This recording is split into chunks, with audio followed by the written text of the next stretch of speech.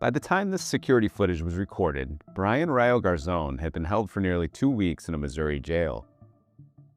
The Columbia native was detained by Immigration and Customs Enforcement after getting arrested on a misdemeanor fraud charge in St. Louis. Our routine was to always say goodbye and a prayer.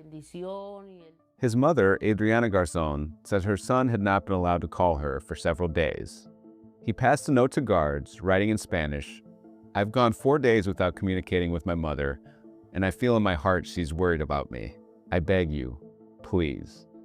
Rayo's mother finally received a call, this one notifying her that her 27-year-old son was in critical condition after a suicide attempt.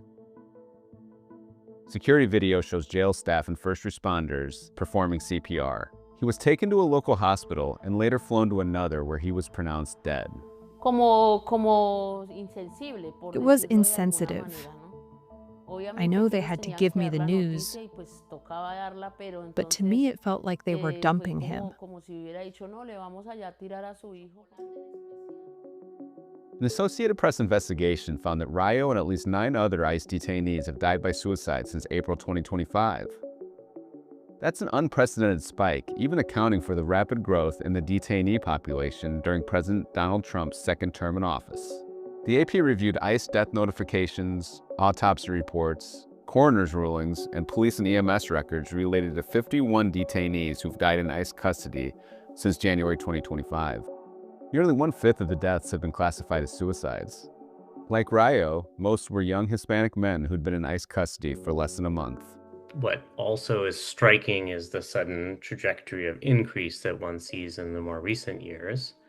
Also, the proportion being so high, essentially 1 in 5 deaths from suicide being the most extreme endpoint of a broader mental health concern indicates that something is going profoundly wrong if that many suicides are occurring as a proportion of people.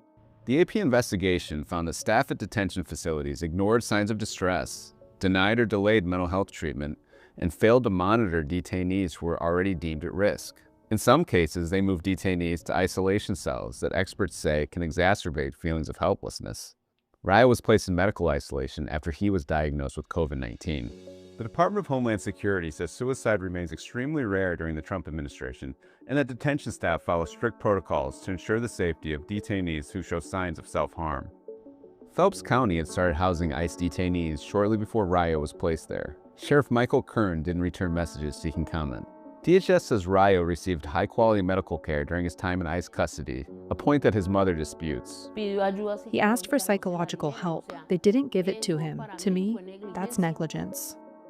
Rayo had entered the country illegally in 2023, and a judge ordered his removal the next year. His family said he was trying to save money to hire a lawyer to try to stay in the United States. His mother now keeps a candle lit for her son. Every day we talk about him, every day. There is no day where we don't say his name.